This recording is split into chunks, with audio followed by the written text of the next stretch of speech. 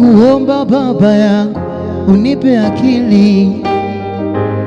na maarifa Mungu, ili nizishinde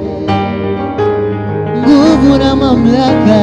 ya wakuu wa giza, maana umerejesha amani yangu, maana umerejesha furaha yangu, maana umerejesha amani yangu, maana umerejesha